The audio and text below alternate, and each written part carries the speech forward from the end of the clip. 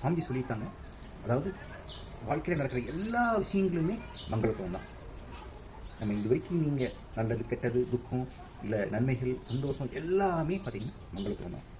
இந்த ஒரு சத்தியத்தை நீங்கள் புரிஞ்சுக்கிட்டீங்க அப்படின்னா, நீங்கள் எவ்வளோ பெரிய துக்கத்தில் இருந்தாலும் சரி, எவ்வளோ பெரிய ஆனந்தத்தில் இருந்தாலும் சரி, எல்லாத்தையுமே உங்களால் சரிசமமாக பார்த்து எப்போவுமே ஆனந்தத்தோட வாழ்க்கையை அனுபவித்து வாழ முடியும்.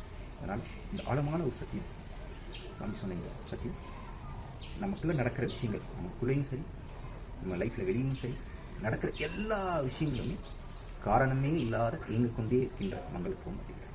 ஸோ இந்த ஒரு ஆழமான சத்தியத்தை புரிஞ்சுட்டு இந்த சிவராத்திரியை ஆனந்தமாக பகவானுடைய சத்தியங்களை உள்வாங்கி நம்முடைய வாழ்க்கையை இன்னும் அடுத்த லெவலுக்கு நம்ம எடுத்துகிட்டு போகிறதுக்கு தயாராகுங்கள்.